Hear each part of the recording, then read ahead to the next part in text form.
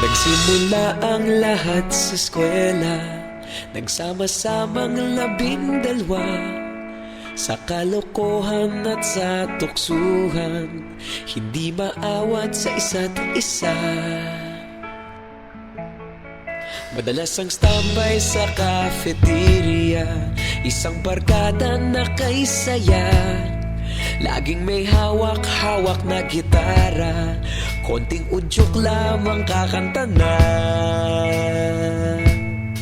Kay simple lamang ng buhay nun, walang mabibigat na suliranin. Problema lamang laging kulang ang datong. Sana napunta ang panahon?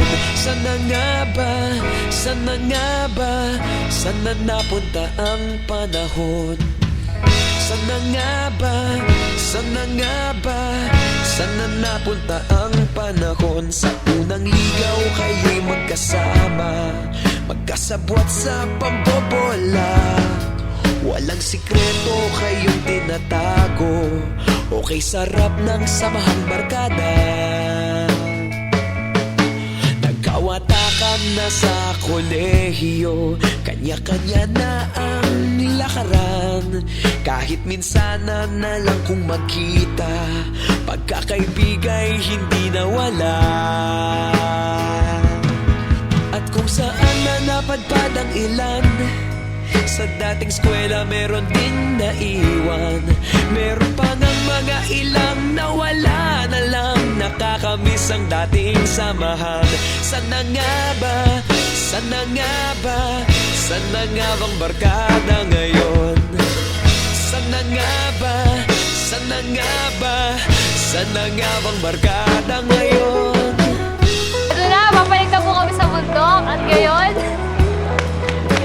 pagod na po kami. Balitang balita. Napanaran mo ito, pinapakasama mga SB. Nakalipas, wala pa sa aming tatay na nagsusumikap upang yumaman at guminhawang kinabukasan. Paminsan-minsan kami nagkikita, mga naiwan at natira. At gaya nung araw namin sa eskwela, pag magkasama'y nagwawala. Napakahirap malimutan ang saya ng aming samahan. Kahit lumipas ng ilang taon, magkabarkada pa rin ngayon.